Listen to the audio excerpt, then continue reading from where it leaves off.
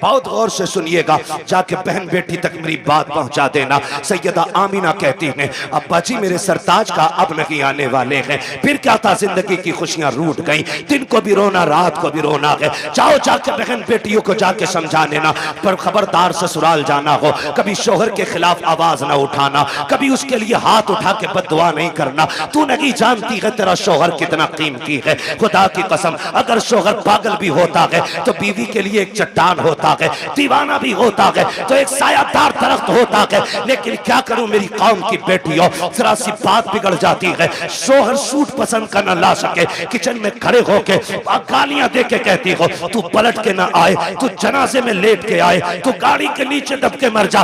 ना मेरी बहन, कभी किसी शोहर के खिलाफ इस तरह की बकवास ना करना। तू नहीं जानती है, ये जिस दिन सफेद कफन में लिपट जाएगा उस दिन कोई इज्जत देने वाला नहीं मिलेगा। आज जिसके लिए मौत मांग रही है, अगर ये मर गया कोई तुझे चैन की रोटी तक नहीं देगा। जिसके लिए तू कहती है कि तू पलट के ना आए, तुझे क्या पता है आज तेरे दुपट्टे के जो रंग है इसी शोहर की वजह से है, सोने के जो कंगन है इसी शोहर की वजह से है, घर में जो तेरी हुकूमत चल रही है शोहर की वजह से चल रही है। अगर तुझे 10 बेटों पे गुमान है तो होश के नाखून ले। हमने उन माओं को देखा है जिनके घर में 12 बेटे हैं और जब तक बाप था माँ की मर्जी के बगैर एक पत्ता नहीं हिलता था। लेकिन जिस दिन से बाप गया है आज कोई माँ से रोटी को नहीं पूछता है, तूने खाई के नहीं खाई है। अगर तुझसे शौहर की अनबन है तब भी इसके लिए मौत ना मांगना।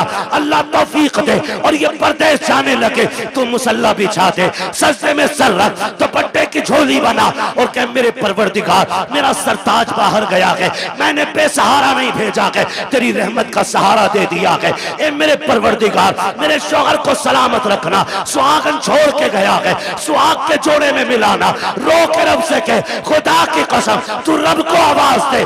मेरा दिल कहता है अगर रब ने सुन ली तो मौत भी उस वक्त तक जुदा नहीं करेगी जब तक परदेश से तेरे शौहर की तेरी मुलाकात नहीं हो जाए। सुभान अल्लाह सुभान अल्लाह सुभान। लेकिन सुनो जमींदारों, सुनो ठेकेदारों, सुनो अमीरों, सुनो बिगड़े हुए लोगों, उन लोगों से बात कर रहा हूं जो रुखसती के बाद बेटी की कान में कहते हैं डरिए मत, फोन कर दिए लल्ला फौरन आएगा। लिमिट में रहो, लिमिट में। किसी के बाप से बेटियां नहीं पली है, तू क्या पाल लेगा। औकात में रहा करो। मियां बीवी की अनबन हो सकती है, तुम कौन होते हो बीच में। हाँ, अगर ज्यादती कर रहा है और उसके शाहिद और गवाह हैं तो फिर बेटी को उस घर में रखना भी जरूरी है। लेकिन जरा सी बात पे उसका फोन आया और तुम पहुंच गए। पहले तलाकें कम होती थी, बुरा ना मानिएगा, तलाकें कम होती थी और तलाक की नौयत भी होती थी। जिसकी बेटी को तलाक होती थी या तो वो बाप जहर खा के मर जाता था या 8-8 दिन घर से नहीं निकलता। इतने गैरत वाले लोग थे। आज गैरत मर गई मेरी कौम की। आज बेटी को बगल में खड़ा करके बाप चीख के कह रहा डिवोर्स दे, रखनी नहीं तेरे घर में। तू कैसे बोला। ओ गैरत कर, शर्म कर। बड़े बड़े बादशाहों से बेटी नहीं रखी गई, तू कौन होता रखने वाला। आज बाप तलाक के लिए खड़ा है, शर्म नहीं आती है मियां बीवी के मसले में टांग अड़ाने में। बता तेरी बेटी ज्यादा अजमत वाली है या मेरे नबी की बेटी ज्यादा अजमत वाली है। कह रहा तुझे पता ना ये मेरी बेटी है, तू लपटंट है, मेरी बेटी है ये। और सुन होगी तेरी तेरी अभी उसकी बीवी है, इसलिए आप लिमिट में रहिए। तो कह रहा डरिए मत, फोन कर दिए, चाबी गाड़ी में लगी रहती है, लल्ला किक मारेगा फट से पहुंच जाएगा। क्या करेगा पहुंच के, ज्यादा जाके थप्पड़ मार देगा, गला तो काट नहीं देगा, थप्पड़ मार देगा। शोहर के पास इतनी पावर है, उसने जहां कहा ना 3 तलाक, बेड़ा ही गरक हो जाएगा तेरा। फिर कुछ भी कर लेना, ये लौट के आने वाले जुमले नहीं। इसलिए ये ना कह खड़े, वो कह जो मेरे नबी ने कहा। फरमाया फातिमा अब तक मेरी रजा की फिक्र थी, अब मेरे अली की रजा की फिक्र करनी है। ये मेरे नबी ने बेटी को कह के भेजा। कुछ भी हो जाए मेरा अली रूठना नहीं चाहिए। और तू कह रहा डरना मत, औकात कुछ भी नहीं, 2 मिनट में अंदर करा देंगे। क्या कर लेगा अंदर करा के, बेटी का सुहाग वापस नहीं दिला सकता। और फिर कुट पिटा के बेटी वापस आ भी गई ना तो फिर उसे इज्जत नहीं मिलेगी घर में। इज्जतों के रखवाले बने, रिश्ते बड़े अहम हैं। बेटियों को समझाओ। आज मौलाना आए थे, तकरीर करके गए और अपनी बीवी को डांट रहा जाके, बीवी को सुधार रहा। हमारा मुआशरा बेहतर इसलिए नहीं हो रहा कि हम ये चाहते मेरी बीवी सुधर जाए। ये कोई नहीं चाहता बेटी सुधर जाए। यहां से जाके बीवी को मत बताना, यहां से जाके बेटी को बताना कि बेटी जब तक जिंदा रहना है कनीज़े फातिमा बन के रहना। सुभान अल्लाह। मेरा चैलेंज है, जब बेटियां सवर जाएंगी तो किसी घर की बहू खराब नहीं हो सकती है। बेटियों को बेहतर करो, बेटियों को। मेरी बहन मुश्किल है जिंदगी का गुजरना शोहर के बगैर। आज बात बात में तलाक चाहिए तुझसे, नहीं। फरमाया गया जो बिला उज़्र शरी के अपने शोहर से तलाक का मुतालबा करे अल्लाह उस पे जन्नत की खुशबू हराम फरमा देता है। क्यों मांग रही हो तलाक? कहा जी मुझे सुख नहीं मिला। किसे सुख कहती है तू? कहा मुझे 10,000 का जोड़ा नहीं मिला। जैसे कल्लन की बीवी के कंगन है वैसे मैंने नहीं पहने, जैसे अच्छन की बीवी का सूट है ऐसा आज तक मुझे नहीं मिला। और तू इसे कहती है सुख, कहती है इसे सुख। ये नहीं है सुख, इसे कहते हैं चटनी से मिल जाए शुक्र अदा कर खा के सो जा। अगर तेरा शोहर तुझसे राजी है तो तू सबसे बड़े सुख में है।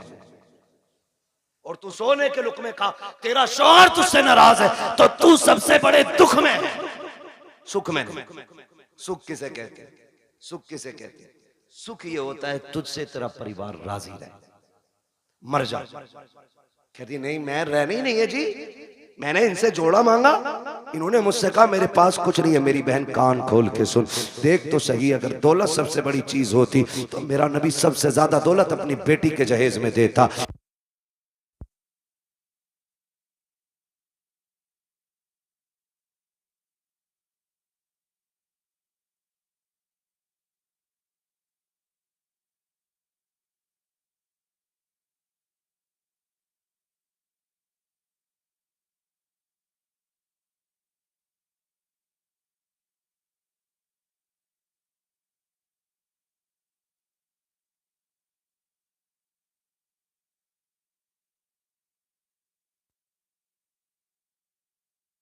देवबंद मिल गया, देख के दे दी। पैसे वाला था, गाड़ी लाया था, लिया भी कुछ नहीं, आग लगे तेरे दामाद में। सीधी सी बात है। ओ भाई पैसे देख के दे दी। हुजूर ने जिसके हाथ में हाथ दिया था बेटी का, वो इतना गरीब मक्के का अली है कि जिसके पास मेहर देने का भी पैसा नहीं था,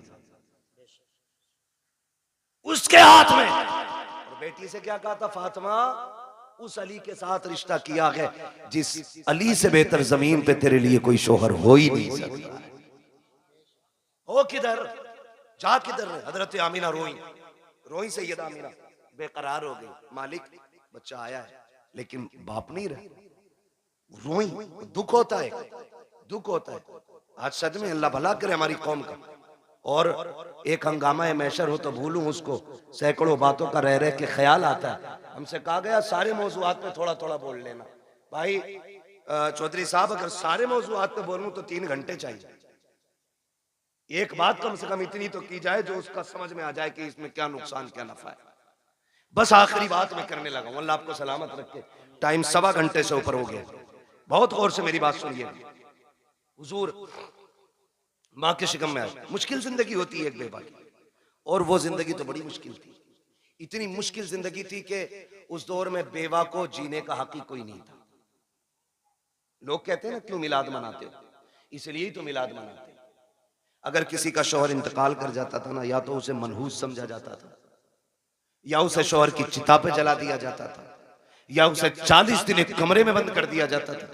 फिर भी जिंदा निकल आती तो गधे पे बैठाया जाता, काला मुंह किया जाता और कहा जाता ये वो मनहूस है जो शौहर को खा गई, और फिर उससे कोई निकाह नहीं करता। इतनी नफरत बेवा से थी।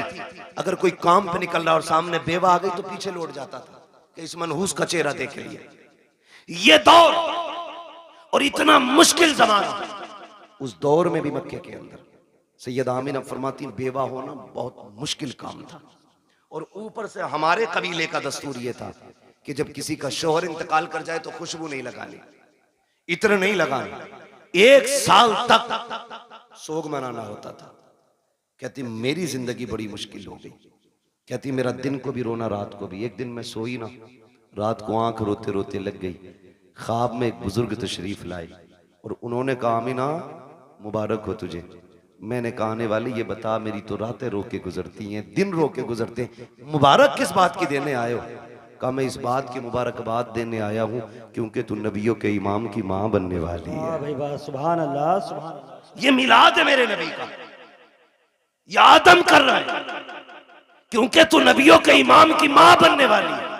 कहने लगी बाबा मैंने पहचाना नहीं आपको। कहा मुझे नहीं जानती, मुझे आदम सफीउल्लाह कहा जाता है, मुझे आदम कहा जाता है। कहती जिस दिन पहले दिन आदम आए मुबारकबाद दी, मैं सुबह उठी ना मेरे माथे पे पसीना।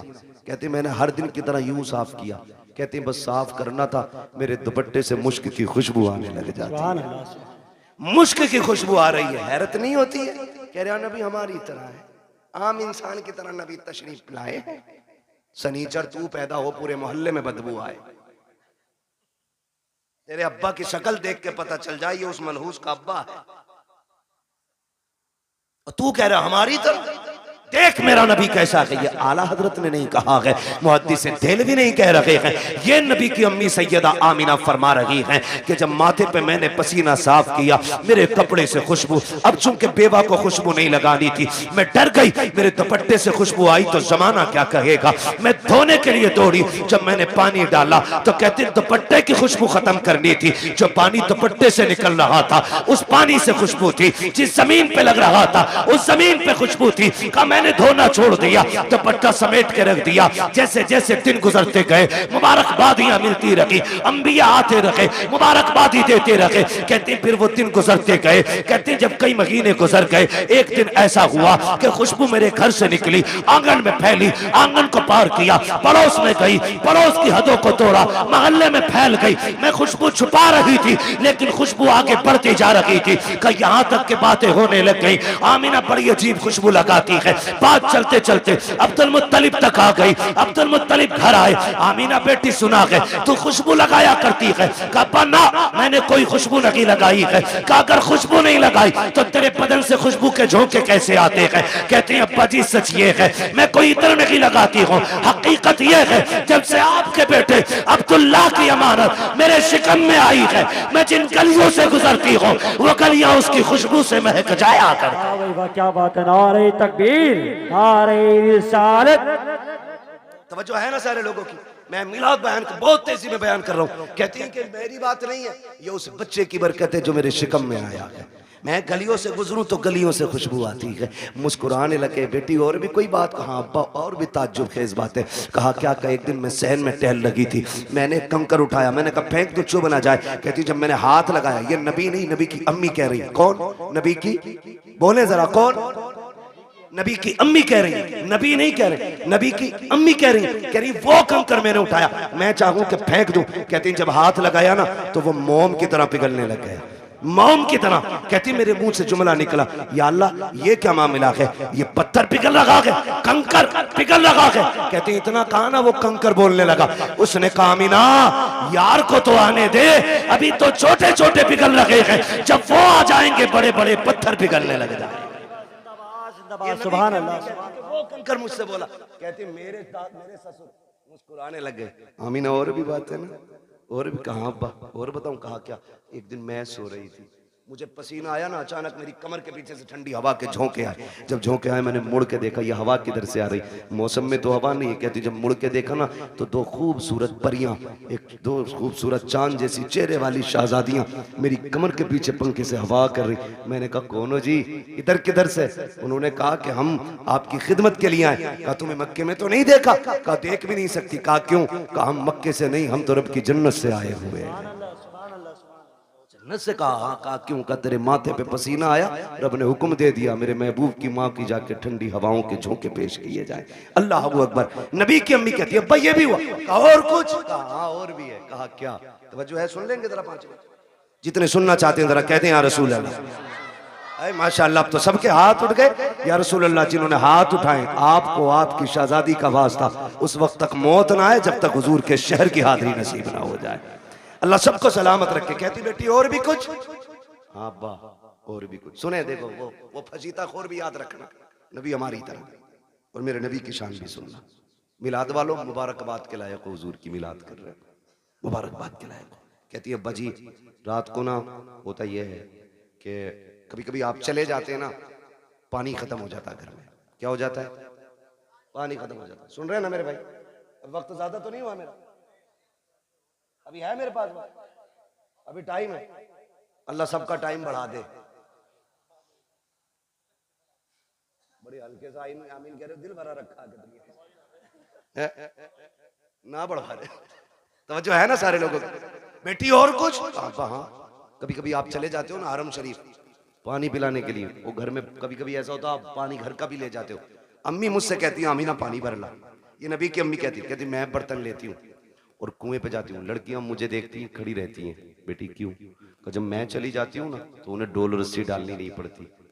क्या मतलब? अब्बा मैं जाती हूँ और मैं कुएं के किनारे खड़े होती हूँ और झांकती हूँ ना तो पानी छलांगे मार के किनारे पे आके खड़ा हो जाता है, किनारे पे आके खड़ा हो जाता है। अब्बा जी सब यूं बर्तन भर लेती हैं, किसी को रस्सी डोल की जरूरत नहीं पड़ती। बेटी फिर तुम? अब्बा सबसे बाद में मेरी बारी आती, फिर मैं पानी भरती हूँ और जब मुड़ के चलती हूँ फिर पानी नीचे जाता है। अब्बा बोलता है पानी जब नीचे जाता है तो पानी बोलता है। हाँ अब्बा पानी नहीं, जब मैं वापस आती हूँ सारी बच्चियां लड़कियां आती हैं, मैं पीछे रह जाती हूँ, तो जब मैं चलती हूँ ना तो जो बड़े दरख्त हैं वो भी सजदे में गिर जाते हैं, जो छोटे पौधे हैं वो भी गिर जाते हैं। अब्बा पत्थर भी बोलते, कंकर भी बोलते। बेटी क्या बोलते? कि अब्बा जी वो बोलते मैं सुनती हूँ। तो अब्दुल मुत्तलिब कहते हैं बेटी तुम उनकी आवाज सुनती हो? कहा हाँ। उनकी बोली समझ लेती हो? कहा जी अब्बा समझ भी लेती हो। अब जब इतनी बात कही कहते हैं बेटी बताओ ना क्या कहते हैं वो? कहती है अब्बा जी जब मैं चलती हूँ तो कुएं का पानी, दरख्त, रास्ते के पत्थर, कंकर, छोटे बड़े सभी आवाज देते हैं अस्सलातु वस्सलामु अलैका या उम्म रसूलिल्लाह। ए नबी की माँ तुझ पर भी सलाम हो, तेरे आने वाले बेटे मोहम्मद पर भी सलाम। अल्लाह कलेजा ठंडा हो गया, मुस्कुराने लगे, कहने लगे रब ने मेरी दुआ कबूल कर ली। काबा क्या मतलब? का एक दिन तुझे रोते देखा, मैं हरम में गया, मैंने खिलाफे काबा पकड़ के कहा था काबे वाले मुझे तूने और भी बेटे दिए, मेरा एक गया तो मैं सब्र कर लूंगा। आमीना का तो कोई सहारा ही नहीं रहा। ये जो बच्चा आने वाला है ना अल्लाह इसे ऐसा बना देना कि ये मेरी आमीना का सहारा बन जाए। कहते मैंने इतना का आवाज आई अब्दुल मुत्तलिब तू तो आमीना के सहारे की बात कर रहा है, जिसको हम भेजने वाले हैं ना हमने उसे कायनात का सहारा बनाने का फैसला। सुभान अल्लाह, सुभान अल्लाह, सुभान अल्लाह। कि मैं तभी समझ गया था ये बेटा शान वाला होगा। नबी की अम्मी बयान फरमाती है फिर वक्त गुजरता गया, वो रात आ गई जिस रात में मेरा शहजादा आने वाला है, शहजादा आने वाला है। घर सजाए थे आप? सजाए थे भाई? बोले अगर सजाए हो तो सजाए थे कि नहीं? लाइट लगी थी, झंडे भी लगे होंगे, ये तो पहचान है हम सुन्नियों की, है ना? सारी मस्जिदें सजी थी। सुभान अल्लाह, मस्जिदें सजी कोई नया काम नहीं। 12वीं शब आई, रब ने फरमाया जिब्रील जी रब्बे जलील का हुक्म करो कि पूरी जन्नत सजाई जाए। अब बोले जरा सुभान अल्लाह। जो अब तक नहीं बोला मुझे अफसोस रहेगा वो जलसे में आया ही क्यों था। रब ने हुक्म दिया जिब्रील जन्नत सजवाओ। अर्ज करते मालिक जन्नत तो कहते ही सजी सजाई जगह को। फरमाया नहीं और ज्यादा सजाओ ताकि जन्नत को भी पता लगे आज वो आ गया कि जिसके सदके में जन्नत बनाई गई है। जन्नत सजाई गई, फिर हुक्म हुआ एक मिंबर लगाया जाए। कहां? बैतुल मामूर के पास। बैतुल मामूर के पास मिंबर लगा। फिर रब ने फरमाया मीकाईल से कहो कि वो हमारी शान में खुतबा पढ़े। हजरत मीकाईल ने रब की शान में खुतबा पढ़ा, यानी कि तकरीर की, और ऐसी तकरीर के पूरी जन्नत झूमने लगी। जब तकरीर मुकम्मल हो गई रब हुक्म क्या है? रब ने फरमाया जिब्रील जी रब्बे जलील कि जिब्राइल, मीकाईल, इसराफील, इजराइल चारों आ जाओ। चारों आगे मालिक अब का अपने ताबे फरिश्ते 1-1 लाख फरिश्ता लेके आमीना की चौखट पे चले जाओ। अभी नहीं बोलोगे तो कब बोलोगे यार? आमीना की चौखट पे मालिक करना क्या है? का पता नहीं, महबूब आने वाला है, मुबारकबाद ही पेश करनी है। अब बहुत गौर से सुनना। इधर सैयदा आमीना कहती है मैं घर में लेटी थी, आज मुझे अब्दुल्ला के ना होने का बड़ा गम था। मैं सोच रही थी काश अब्दुल्ला होते ना तो आज मेरे घर में अंधेरा नहीं होता। बच्चे की विलादत का वक्त है, 4 औरतें मक्के की भी मेरे पास होती, आज मैं तन्हा ना होती। कहती शोहर की जुदाई का गम ये रुलाने लगा। कहते भी आंसू आंख से निकल के रुखसार तक आया था कि अचानक मेरे घर की दीवारें फटने लग गई। फदखला सलासुन निस्वा, 3 औरतें घर के अंदर दाखिल हुई। उनके कद खजूरों के बराबर थे, चेहरे चांद से ज्यादा रोशन थे। कहती मेरी चारों तरफ आके बैठ गई। 4 थी, एक रिवायत में 3 भी गए 4 भी गए। कहती 4 औरतों को मैंने देखा, आके बैठी। मैंने कहा कौन हो? कहा एक कहती हमें नहीं पहचाना। कहा बताओ तो सही कौन हो? एक ने कहा मुझे हव्वा कहा जाता है, दूसरी ने कहा कि मुझे मरियम कहा जाता है, तीसरी ने कहा मुझे इस्माइल की अम्मी हाजरा कहा जाता है, चौथी ने यह कहा मुझे नहीं जानती हो, मुझे फिरौन की बीवी आसिया कहा जाता है। कहा आई किस लिए हो? कहा मुबारकबाद देने आए हैं। कहा किस बात की? कहा तू नसीबों वाली है, तेरी गोद में नबियों का इमाम आने वाला। क्या बात है भाई, क्या बात है। नारे तकबीर, नारे रिसालत, नारे गौसियत। बस का तेरी गोद में नबियों का इमाम आने वाला। फरमाती वो मुबारकबाद दे के चली गई। कहती फिर ख्याल हुआ काश कोई तो औरत होती जो मेरा मन बहलाती, जो हिम्मत बढ़ाती। कहती है अचानक मेरे घर में रोशनी फैली, वो रोशनी सर की तरफ से आ रही थी। मैंने मुड़ के देखा ना, एक चांद से चेहरे वाली खातून खड़ी है। मैंने कहा कौन हो जी, इधर कैसे आई हो? कहने लगी आमीना हम जमीन से नहीं, हम तो जन्नत से आए हुए हैं। कहा कौन हो? कहा जन्नत की हूरों की मलका हूं। आई क्यों हो? कहा रब ने तेरी दाया बना के भेज दिया है, तू जो रोई थी तन्हा है, अकेली है, कोई नहीं है। कहा तेरी खिदमत के लिए मैं हूं आमीना, बता खिदमत क्या करनी है? सैयदा कहती है मुझे दूध का प्याला पेश किया गया, आसमान के सितारे इतने करीब मेरे आंगन में आ गए, मुझे डर लगने लगा कहीं ये टूट के न गिर जाए। और वहाबी जी, और देवबंदी जी, और सहारनपुर वालों, और थाना भवन वालों, लगाओ फतवा खुदा पे। ये तो आसमान पे चमकते थे, आज नीचे क्यों आ गए? मशीयत का नकीब कहता है लगाए आसमान पे थे, लेकिन आज महबूब आ रहा है, नीचे उतार के बता दिया आज की रात की जैसी कोई रात नहीं बनाई गई। अल्लाह 12वीं शब में तारे नीचे उतार दे, पेट में दर्द नहीं होता, सुन्नी 2 चिराग जला ले आग लग जाती है। हाँ तवज्जो है ना सारे लोग? कहती सितारे नीचे आगे मैं डर गई। कहती फिर मेरे घर में परिंदे आए, इतने खूबसूरत। कहती कुछ परिंदे हरे रंग के थे, सुर्ख चोंचे थी, कुछ ऐसे थे रंग फरिश्तों के, उनके परिंदों के सुर्ख थे, चोंचे हरी थी, उनकी चोंचों में मोती थे, मोती थे मोती। कहते मेरे बिस्तर पे डाले, मेरे आंगन में डाले, मेरा घर नूरुन अला नूर हो गया। इधर की तैयारी, उधर देखो जिब्रील को हुक्म दिया लेके चले जाओ 1-1 लाख फरिश्ता आ रहे हैं। कह रहे मालिक इजाजत मिली, आने लगे तो सुनो जिब्राइल, मीकाईल, इसराफील ये आगे, इजराइल रुक गए। तुम नहीं गए? मालिक थोड़ी सी क्लियर करनी है एक बात। कहो क्या बात है? कहा मालिक ड्यूटी बड़ी सख्त है, मुझे तूने मलकुल मौत बनाया और ड्यूटी इतनी है कि मेरी ड्यूटी इतनी सख्त है कि मौत ना 1 मिनट पहले आ सकती ना बाद में आ सकती। मैं चला गया, मेरी ड्यूटी का क्या बनेगा? आज भी मुझे कितने बच्चों को माओ की गोद से लेना, कितनी औरतों को बेवा बनाना, कितने बच्चों को यतीम करना, कितने घरों का सहारा मुझे उजाड़ना। मालिक बताना मैं गया ड्यूटी का क्या बनेगा? रब ने फरमाया मलकुल मौत जानते हो कि नहीं? कहा क्या रब जलील बताना। रब ने फरमाया सुनो, जब तुम किसी माँ का लाल लाते हो तो माँ तड़पा करती है, किसी बच्चे से बाप लेके आते हो तो बच्चे दीवारों से लग के रोते हैं, किसी घर का सहारा लेते हो तो बेटियां तड़पती हैं, किसी औरत का सुहाग लेके आते हो औरतें रोया करती हैं। जानते हो मलकुल मौत आज हमारा महबूब आने वाला है और हम नहीं चाहते हैं किसी के घर से रोने की आवाज आ जाए, इसलिए जाओ आज हमने मरने वालों को जिंदगी बख्श दी है और हमने तुमने महबूब की खुशी में तुम्हारी भी छुट्टी कर डाली। आज मरने वालों को भी जिंदगी की खैरात मिली। और मुहद्दिसीन फरमाते जिस दिन हुजूर आए उस साल में जितने भी बच्चे पैदा हुए रब ने सारी माओं को बेटे ही अता किए थे। महबूब की खुशी ने रब ने पूरी कायनात में बेटे बांट दिए। मौलवी बिरयानी बांट दे तो कहता है अल्लाह ने तो बेटे ही बांट दिए।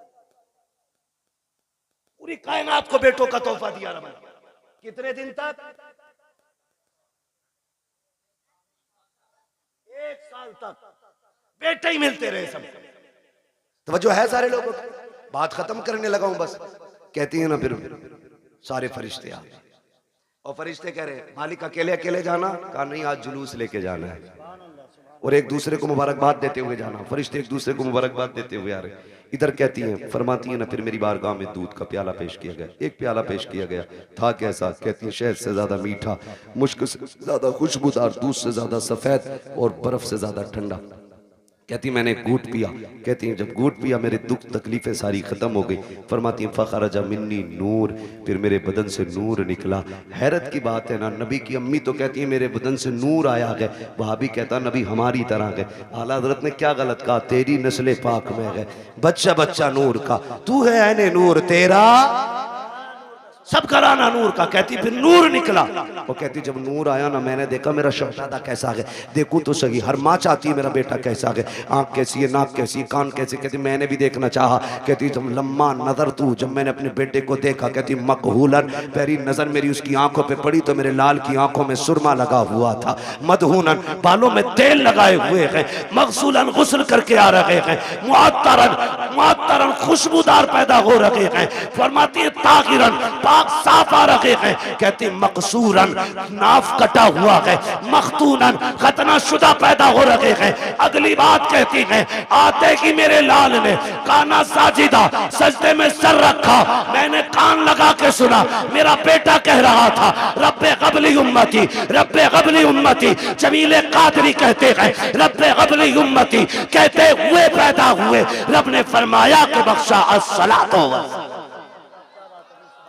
है जी। रुक के आखिरी बात कह के बात खत्म कर लूं, इंशाल्लाह कभी जिंदगी रहेगी यहाँ से आगे की बात फिर बयान कर लेंगे। लेकिन शर्त ये भाई, नीचे करो थोड़ा सा, टाइम से नंबर देना, 11 बजे माइक दे देना और 12 बजे अपना ले लेना, ठीक है? इंशाल्लाह कभी टाइम से गुफ्तगू होगी। हुजूर तशरीफ लाए, कायनात मुस्कुराने लगी, बातें बहुत सी हैं। हुजूर आ गए, हुजूर आए, इधर मेरे हुजूर ने सजदे में सर, उधर काबा झुक गया। आला हज़रत फरमाते हैं जिनके सजदे को महराबे काबा झुकी, उन भवों की लताफत पे, जोर से, उन भवों की लताफत पे लाखों सलाम। और फरमाते हैं पतली पतली गुले कुद्स की पत्तियां, उन लबों की लताफत पे लाखों सलाम। ये क्यों झुक गया काबा, ये क्यों आ गया रुकू में, क्यों सजदे की तरफ दौड़ा? आवाज आती बरेली से, हाजियो आओ, शहंशाह का रोजा देखो, काबा तो देख चुके, काबे का, काबे का काबा देखो। हुजूर आए, कायनात मुस्कुराने लगी। हुजूर मुहद्दिस देलवी फरमाते हैं जिस जमीन पर हुजूर की विलादत का तज़किरा होता है, अल्लाह 1 साल तक उस जमीन पे अपने करम की बारिशें फरमाता है। जिस मोहल्ले, जिस बस्ती में हुजूर की विलादत होती है ना, अल्लाह 1 साल तक उस बस्ती से मुसीबतों को दूर फरमा दिया करता है। इतनी बड़ी बरकतें हुजूर की विलादत के तज़किरे की हैं। आला हज़रत फरमाते हैं हश्र तक डालेंगे हम पैदाइश मौला की धूम,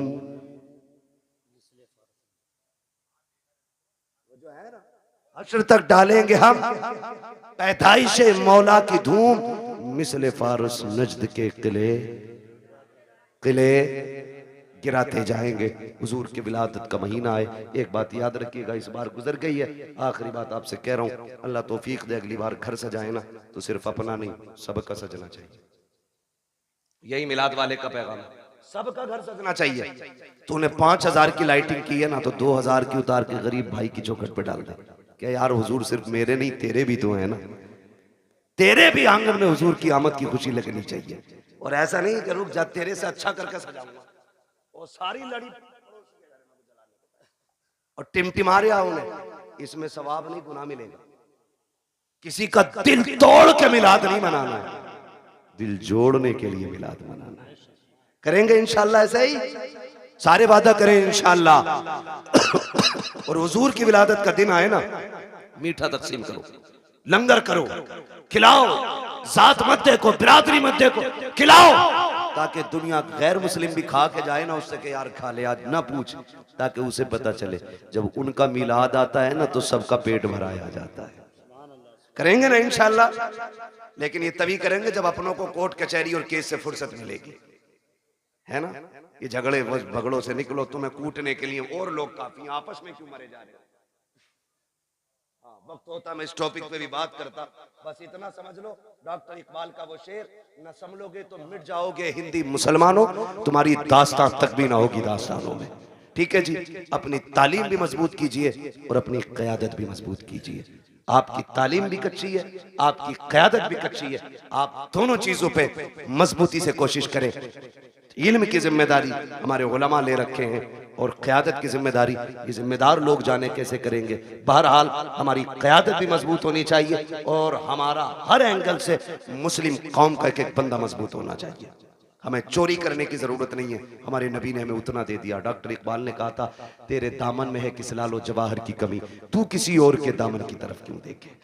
ठीक है, सब कुछ अल्लाह ने दिया, तो इसलिए कोशिश करेंगे इंशाअल्लाह हम तालीम पे भी ध्यान देंगे, तरबियत पे भी ध्यान देंगे। अल्लाह ताला हमारी इस कमेटी को दिन दूनी रात चौगनी तरक्की अता फरमाए और हमारी तमाम मुसलमान भाइयों को मौला करीम हर परेशानी से महफूज फरमाए। बिलखुसूस मौला फ़लस्तीन के मुसलमानों के हाल पर रहम फरमाए। और हमारे मौलाना राशिद रज़ा मरकज़ी साहब, इन्होंने एक वाकई एक बहुत बड़ा काम अपने सर लिया गए। ये एक यूँ कहें कि ये कई तंजीमों का काम था जो अकेले इस मर्द मुजाहिद ने शुरू किया है। हम सब की जिम्मेदारी बनती है हम अपने भाई राशिद रज़ा मरकज़ी के साथ खड़े हों।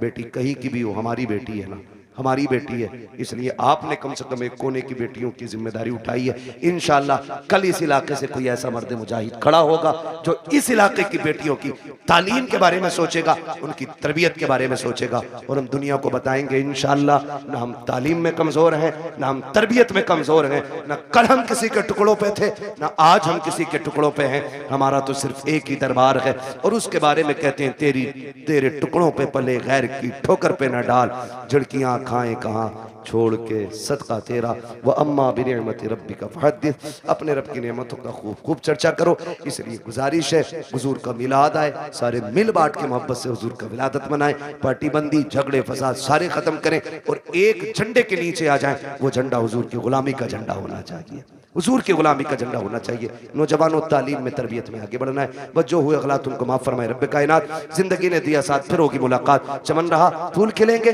जिंदगी रहेगी फिर मिलेंगे। मुसाफिर हम भी मुसाफिर हो तुम भी, किसी मोड़ पर फिर मुलाकात होगी। फकीरान आए सदा कर चले, सदा खुश रहो ये दुआ कर चले। सारे लोग कलमा शरीफ पढ़ लीजिए, ला इलाहा